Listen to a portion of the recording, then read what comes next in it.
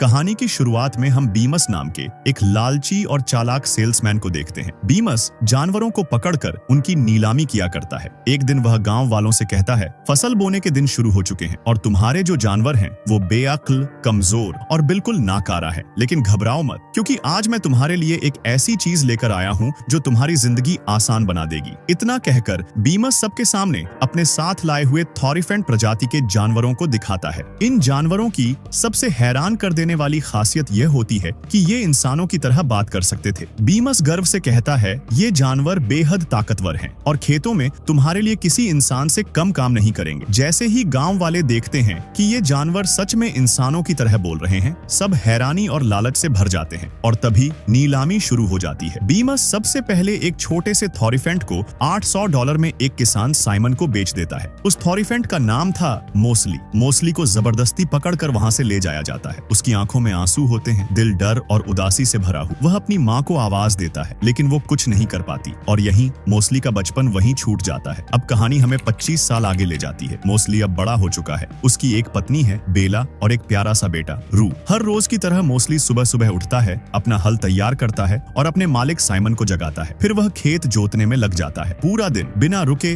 बिना थके मोस्ली मेहनत करता रहता है। इसी दौरान वहाँ बीमस अपने दो साथियों शंख और ऑली के साथ आ पहुँचता है। फसल न होने वाले दिनों में बीमस दवाइयां बेचने का काम करता था। उसके साथ एक बूढ़ा थॉरिफेंट भी होता है जिसका नाम था टर्पिन। टर्पिन बीम्स के लिए बोझ ढोने का काम करता है। मोस्ली और रू टर्पिन को देखकर खुश हो जाते हैं, क्योंकि मोस्ली उसे बचपन से जानता था। बीमस साइमन को अपनी दवाइयां बेचने की कोशिश करता है, लेकिन साइमन को उस पर शक हो जाता है। वह सख्त लहजे में पूछता है, सच सच बताओ बीमस, तुम यहाँ आखिर लेने क्या आए हो? बीमस मुस्कुराकर कहता है, रू अब काफी बड़ा हो गया है, वो नीलामी के लिए तैयार है। ये सुनते ही साइमन साफ मना कर देता है। तब बीमस चालाकी से कहता है, तुम्हें एक बिजनेसमैन की तरह सोचना चाहिए। मैं तुम्हें रू के बदले तुम्हारे खेत के पास वाली जमीन दे सकता हूँ। मोस्ली तुरंत आगे बढ़कर साइमन को समझाने की कोशिश करता है। वो जमीन बेकार है, वहाँ पत्थर और जड़ें भरी पड़ी हैं। लेकिन बीमस और उसके साथी साइमन का मजाक उड़ाते हैं। क्या तुम अपने जानवरों की बातें सुनते हो? यह सुनकर साइमन गुस्से में आ जाता है। वह मोस्ली पर पत्थर फेंकता है। चोट खाकर मोस्ली अंदर चला जाता है। उसी रात बेला मोस्ली को बताती है, मैं प्रेग्नेंट हूँ। यह सुनते ही मोस्ली की आंखों में खुशी आ जाती है। थकान से टूटे हुए शरीर के साथ वह अपने बिस्तर पर सोने चला जाता है।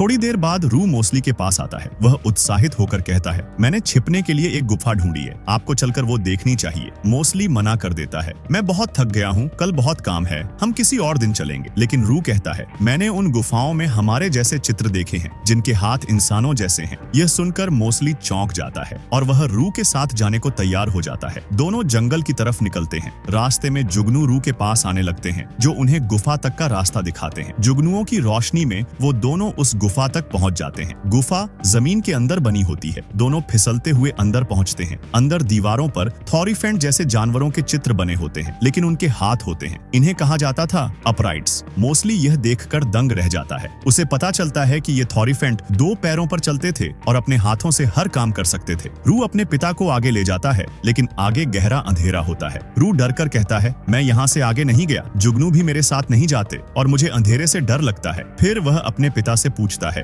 क्या अपराइट्स सच में होते थे या ये बस किसी के बनाए हुए चित्र हैं? यह सुनते ही मोस्ली को अपना बचपन याद आ जाता है। उसे याद आता है कि टर्पिन भी ऐसे ही चित्र बनाता था। टर्पिन बताया करता था, पहले हम भी अपराइट्स की तरह 2 पैरों पर चला करते थे। सैकड़ों साल पहले थॉरिफेंट के 2 परिवार थे। एक परिवार इंसानों के जुल्म और बुराई से बचने के लिए उत्तर की तरफ चला गया, लेकिन जो परिवार पीछे रह गया उस पर इंसानों ने भयानक अत्याचार किए। उन्हें जानवरों की तरह काम करने पर मजबूर कर दिया गया। धीरे धीरे उनकी पीठ झुक गई और जो हाथ कभी काम आते थे वो बेकार होकर पैरों में बदल गए। मोस्ली गहरी सोच में डूबा हुआ टर्पिन से पूछता है, अगर अपराइट्स सच में थे तो फिर वो हमें बचाने क्यों नहीं आए? टर्पिन भारी आवाज में जवाब देता है, अपराइट्स को यही लगता था कि वही आखिरी बचे हुए थॉरिफेंट हैं। टर्पिन आगे बताता है, हालांकि कुछ लोगों का मानना था कि एक दिन अपराइट्स जरूर लौटेंगे और हमें आजाद करेंगे। लेकिन तभी बीमस के भेजे हुए लोग और शिकारी वॉरफील्ड वहां पहुंच गए थे। उन्होंने छिपे हुए सभी थॉरिफेंट्स को पकड़ लिया और फिर बीमस ने सबको नीलाम कर दिया। इन सब बातों को याद करके मोस्ली का दिल टूट जाता है। उसे लगने लगता है कि अपराइट्स कभी थे ही नहीं, क्योंकि अगर होते तो वो हमें बचाने जरूर आते। मोस्ली रू से कहता है, अपराइट्स असली नहीं है, ये सब चित्र सिर्फ हमें बहकाने के लिए बनाए गए हैं। रू चुपचाप अपने पिता की बात मान लेता है और दोनों वहाँ से वापस घर लौट आते हैं। घर पहुँचते ही रू सो जाता है। तभी बेला मोस्ली के पास आती है और कहती है, तुम्हें उस गुफा में आगे जाना चाहिए था, वहीं से हम अपराइट्स तक पहुंच सकते थे। लेकिन मोस्टली उसका यकीन नहीं करता। वह कहता है ये सिर्फ एक परी कथा है, अपराइट्स कुछ नहीं होते।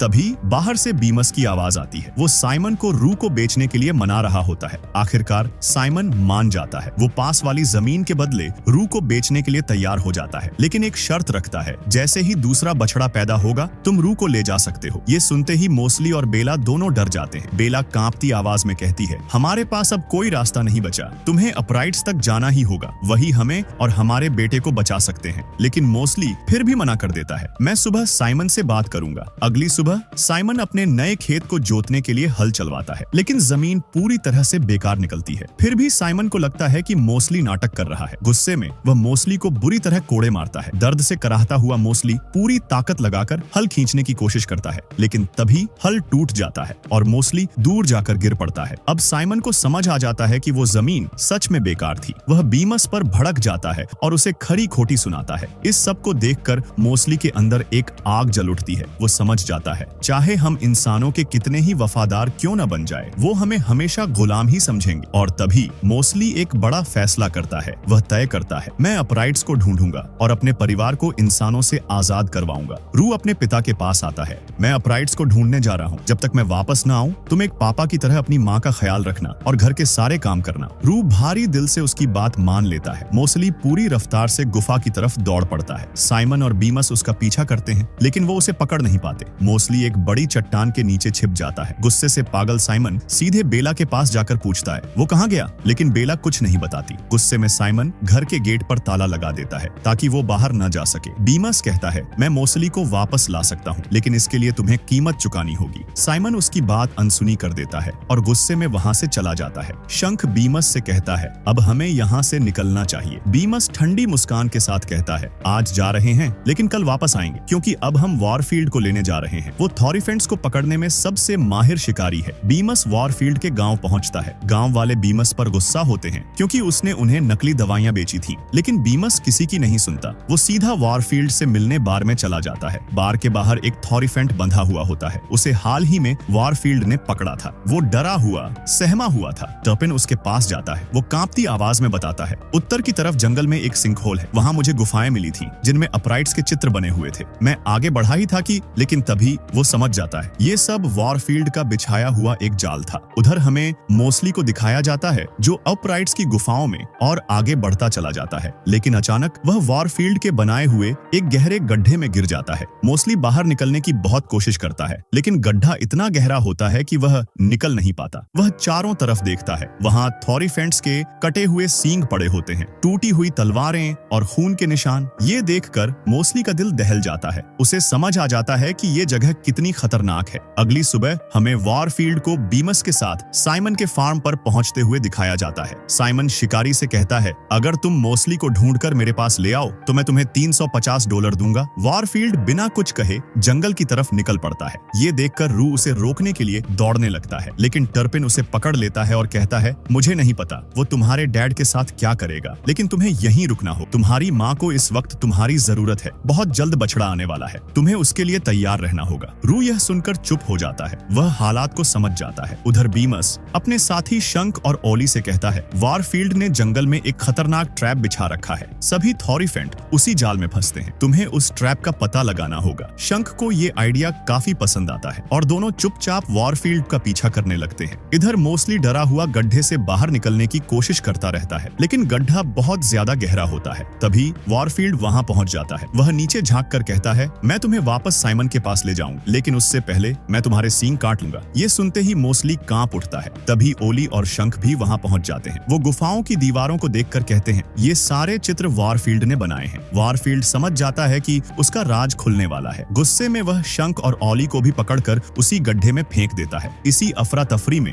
मोस्टली ओली की मदद से गड्ढे से बाहर निकल जाता है और जान बचाकर वहां से भागने लगता है। वह भागते भागते एक झरने के किनारे पहुंच जाता है। चट्टानों पर छलांग लगाते हुए आगे बढ़ने लगता है। वॉरफील्ड उसे रोकने के लिए अपने तीर से हमला करता है, लेकिन तभी एक जुगनू वॉरफील्ड का ध्यान भटका देता है और मोस्टली की जान बच जाती है। मोस्टली एक ऊंची चट्टान पर छलांग लगाता है, लेकिन संतुलन बिगड़ जाता है। वह नीचे गिर जाता है। वॉरफील्ड को लगता है कि मोस्टली मर चुका है। वह उसकी बॉडी देखने के लिए नीचे उतरता है, लेकिन वहां मोस्टली नहीं मिलता। जब मोस्टली की आंख खुलती है तो वह खुद को झरने के पीछे पाता है। गिरते समय वह झरने के पीछे जा पहुंचा था। मोस्टली चारों तरफ देखता है और तभी उसकी नजर 3 थॉरीफेंट्स पर पड़ती है। उनके नाम थे वार्नी, डीवर और गेलीन। वो तीनों 2 पैरों पर चल रहे थे। ये देखकर मोस्टली की आंखों में आंसू आ जाते हैं। अब उसे यकीन हो जाता है अपराइट्स सच में मौजूद हैं। गेलीन एक बहुत बूढ़ा अपराइट होता है। उसकी यादें धुंधली पड़ चुकी होती हैं। वह अक्सर बच्चों जैसा व्यवहार करता है, लेकिन उसके भीतर एक भूला हुआ इतिहास अब भी जिंदा होता है। जब वार्नी और डीवर मोस्टली को देखते हैं तो पहले उन्हें लगता है कि वो कोई दुश्मन है। दोनों सतर्क हो जाते हैं। मोस्टली जल्दी से कहता है, मैं दुश्मन नहीं हूँ, मैं भी एक थॉरीफेंट हूँ। वार्नी हैरानी से पूछता है, अगर तुम थॉरीफेंट हो तो तुमने कपड़े क्यों नहीं पहने और तुम इतने झुके हुए क्यों हो? लेकिन डीवर मोस्टली के 4 पैरों को देखकर तुरंत समझ जाता है, ये हम जैसा नहीं है, ये दूसरी फैमिली से है। तीनों एक साथ बैठते हैं और बात करना शुरू करते हैं। मोस्टली गेलीन के बारे में पूछता है। वार्नी बताता है वो बहुत बूढ़ा हो चुका है, उसकी याददाश्त कमजोर हो गई है, लेकिन वो अपने उन दोस्तों को आज भी याद करता है जो इन दीवारों पर बने चित्रों में हैं। वार्नी आगे बताता है, शुरुआत में अपराइट्स ने इंसानों से बचने के लिए उत्तर की तरफ प्रस्थान किया था। गेलीन भी उन्हीं में से एक था। असल में वही हमें यहाँ लेकर आया। उसके पास जुगनुओं से जुड़ी एक खास पावर है और वही पावर हमें यहाँ खींच लाई। ये सुनकर मोस्टली खुशी से भर जाता है। वो कहता है, जुगनू ही मुझे भी यहाँ लेकर आए थे। डीवर भावुक होकर कहता है, हमें लगा था कि थॉरीफेंट की दूसरी फैमिली को इंसानों ने मार दिया होगा। मोस्टली सिर झुकाकर जवाब देता है, ऐसा नहीं हुआ। जब हमारे पूर्वज चले गए थे तब हम पीछे रह गए और इंसानों के लिए काम करते करते हम इसी रूप में बदल गए। लेकिन अब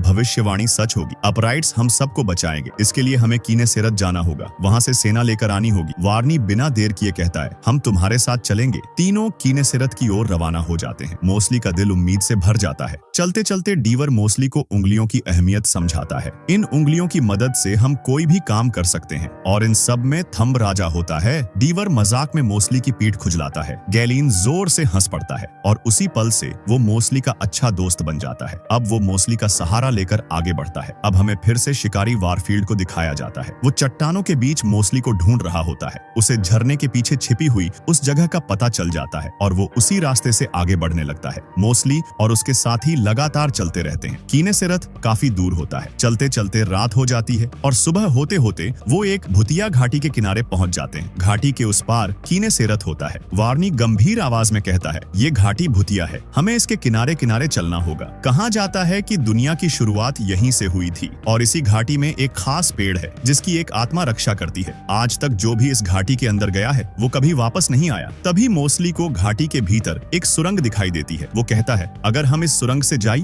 तो जल्दी शहर पहुंच सकते हैं। तीनों सुरंग के अंदर बढ़ते हैं, लेकिन सुरंग भुतिया होती है। अचानक पेड़ उनके ऊपर गिरने लगते हैं। किसी तरह वो जान बचाकर बाहर निकल आते हैं। अब वो घाटी के साइड से आगे बढ़ते हैं। रात को एक जगह रुककर आराम करते हैं। मोस्टली उन्हें अपने परिवार के बारे में बताता है। मैं अपने परिवार को बचाना चाहता हूँ, इसलिए हमें जल्दी से कीनेसेरत पहुंचना होगा और सेना लेकर लौटना होगा। सब सो जाते हैं। रात में मोस्टली की आंख खुलती है। वो देखता है गेलीन जुगनुओं के पीछे पीछे कहीं जा रहा है। मोस्टली डीवर और वार्नी को जगाता है। तीनों गेलीन के पीछे पीछे एक ऊंची चट्टान तक पहुंच जाते हैं। गेलीन को समझ आ जाता है वारफील्ड उनके पीछे आ चुका है और सच में वारफील्ड वहां आ पहुंचता है। वार्नी और डीवर उसका ध्यान भटकाने की कोशिश करते हैं, लेकिन गेलीन मोस्टली से कहता है, हमें इन जुगनुओं पर भरोसा करना होगा, यही हमें यहाँ से बाहर निकाल सकते हैं। मोस्टली एक पल की भी देर नहीं करता। वो सीधे क्लिफ से नीचे कूद जाता है और तभी जुगनू उसे थाम लेते हैं। मोस्टली हवा में उड़ने लगता है। ये देखकर वार्नी भी नीचे कूद जाता है। जुगनू तीनों को बचाकर शिकारी से काफी दूर ले जाते हैं। अब वार्नी और डीवर को भी पूरा यकीन हो जाता है, जुगनुओं में वाकई मैजिकल पावर है। तीनों फिर से तेजी से आगे बढ़ने लगते हैं क्योंकि वारफील्ड अब भी उनके पीछे है। उधर हमें साइमन के फार्म पर दिखाया जाता है। टर्पिन रू को काम करना सिखा रहा होता है। वो प्यार से कहता है, बहुत जल्द तुम्हारा भाई या बहन इस दुनिया में आने वाला है, लेकिन तुम घबराना मत, मैं तुम्हारे साथ रहूंगा।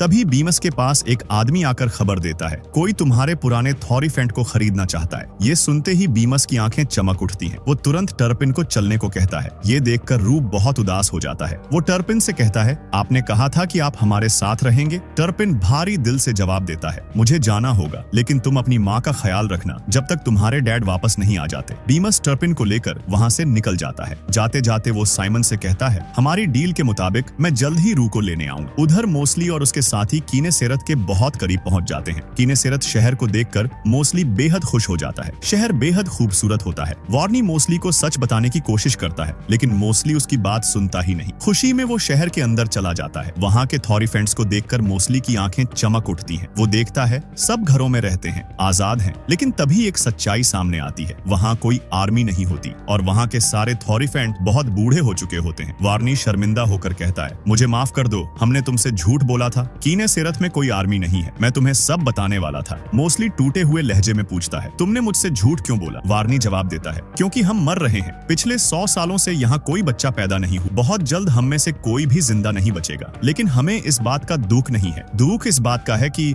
इंसान हमें कमजोर समझते हैं और तुम भी खुद को कम आंकते हो। इसीलिए तुम इंसानों का सामना नहीं कर पाए और उन्होंने तुम्हें अपना पालतू बना लिया। लेकिन अब ऐसा नहीं होगा। अब हम तुम्हारे साथ हैं और हम मिलकर तुम्हारे परिवार को बचाएं। मोस्टली पूरी तरह हिम्मत हार चुका होता है। वो कहता है, मैं अपने परिवार के पास वापस जा रहा हूँ। मुझे नहीं लगता कि हम इंसानों का सामना कर पाएंगे। तभी वार्नी कहता है, हमें रानी से बात करनी चाहिए। मोस्टली कुछ सोचकर मान जाता है। रात को महल में एक सभा बुलाई जाती है। मोस्टली देखता है महल उसी भूतिया घाटी के सामने बना होता है। वार्नी बताता है, ये शहर हमारे पूर्वजों ने बनाया था, लेकिन बाद में एक शाप लगा जिससे ये घाटी भूतिया बन गई और यहाँ उगने वाले फल गायब हो गए। रानी मोस्टली से कहती है, हमें नहीं पता था कि हमारा एक परिवार सालों से इंसानों के जुल्म सह रहा है, वरना हम तुम्हें बचाने जरूर आते। लेकिन अब भी देर नहीं हुई है, हम सब तुम्हारे साथ हैं। सभी थॉरिफेंट अपने बनाए हुए हथियार बाहर निकाल लेते हैं। वो सब मोस्टली के परिवार को बचाने के लिए तैयार होते हैं। तभी एक गार्ड आकर खबर देता है, शिकारी आ गया है। सभी गेट की तरफ दौड़ते हैं। वो सब मोस्टली का साथ देने के लिए शिकारी पर हमला करते हैं, लेकिन वो सब बहुत बूढ़े होते हैं। उनके वार का शिकारी पर कोई असर नहीं होता। शिकारी अपने तीर से गैलीन को घायल कर देता है। ये देखकर सब डर जाते हैं। मोस्टली गैलीन को लेकर महल के अंदर चला जाता है, लेकिन गैलीन दम तोड़ देता है। मोस्टली टूट जाता है क्योंकि गैलीन उसका बहुत अच्छा दोस्त बन चुका होता है। गुस्से में मोस्टली शिकारी पर हमला करने निकल पड़ता है। तुम्हें वहां जाने की जरूरत नहीं है, हम उसे रोक लेंगे। मोस्टली कहता है, तुम सब बहुत बूढ़े हो चुके हो, वो तुम सबको मार देगा और तुम सब मेरा परिवार हो, मैं तुम्हें मरने नहीं दे सकता। तभी मोस्टली को जुगनू दिखाई देते हैं और उसे एक आइडिया आता है। वो सोचता है, मुझे शिकारी को भूतिया घाटी में ले जाना होगा, वहीं उसे फंसाया जा सकता है। डीवर घबराकर कहता है, तुम ऐसा नहीं कर सकते। अगर तुम घाटी में गए तो खुद भी फंस जाओगे या मर जाओगे। मोस्टली कहता है, मुझे ये करना ही हो। रानी आगे बढ़कर कहती है, जब तुम घाटी में जाओगे तो तुम्हें एक जीवित वृक्ष दिखाई देगा। अगर वो पेड़ तुम्हें मिल जाए तो उसका फल खा लेना, उससे तुम भी एक अपराइट बन जाओ। उधर हमें बेला को दिखाया जाता है। उसकी प्रसव पीड़ा शुरू हो चुकी होती है। दर्द से कराहती हुई वो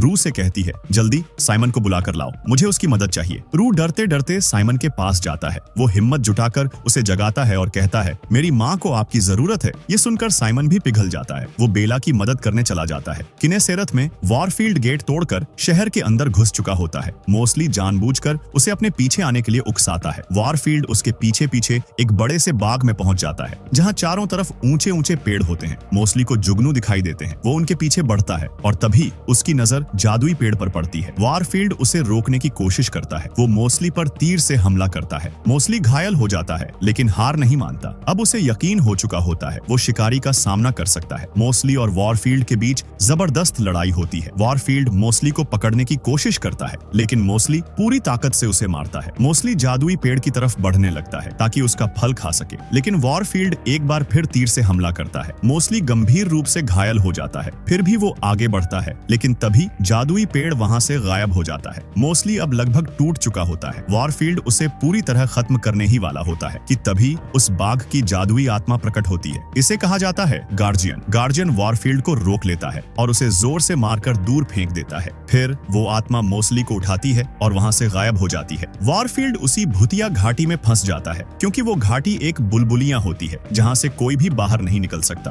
किनेसेरत में सभी को लगता है कि मोस्टली मर गया है, लेकिन तभी वही आत्मा मोस्टली को शहर के बीच ले आती है। अब मोस्टली समझ जाता है ये आत्मा हमेशा उसके साथ थी। गार्जियन मोस्टली से पूछती है, तुम क्या चाहते हो? मोस्टली आंखों में आंसू लिए कहता है, मैं अपने परिवार को आजाद करवाना चाहता हूँ। गार्जियन मुस्कुराती है और मोस्टली को जादुई फल देती है। उधर आज वो दिन होता है जब बीमस रू को नीलामी के लिए ले जाने वाला होता है, क्योंकि बेला की बेटी रोजी पैदा हो चुकी होती है। बेला दुखी होती है। रू अपनी छोटी बहन से कहता है, माँ का ख्याल रखना। बीमस रू को लेकर वहाँ से जाने लगता है और तभी बेला की नजर एक विशालकाय अपराइट पर पड़ती है जो उनकी तरफ आ रहा होता है। वो और कोई नहीं मोस्टली होता है। बेला खुशी से रो पड़ती है। मोस्टली का शरीर अब पहले से काफी बड़ा और ताकतवर होता है। मोस्टली साइमन से कहता है, मैं अपने परिवार को लेने आया हूँ। गुस्से में साइमन मोस्टली पर कोड़े से हमला करता है, लेकिन मोस्टली उसका हाथ पकड़ लेता है और उसे दूर फेंक देता है। फिर मोस्टली अपने परिवार से मिलता है और उन्हें भी जादुई फल खिलाता है। जैसे ही वो फल खाते हैं, बेला, रू और रोजी तीनों अपराइट्स में तब्दील हो जाते हैं। अब सब आजाद होते हैं। खुश होते हैं और एक साथ कीने सिरत की तरफ निकल जाते हैं। अगर आपको भी लगता है कि परिवार के लिए लड़ी गई लड़ाई सबसे बड़ी जंग होती है तो इस वीडियो को लाइक जरूर करें, इसे शेयर करें ताकि हर कोई समझ सके कि उम्मीद कभी मरती नहीं।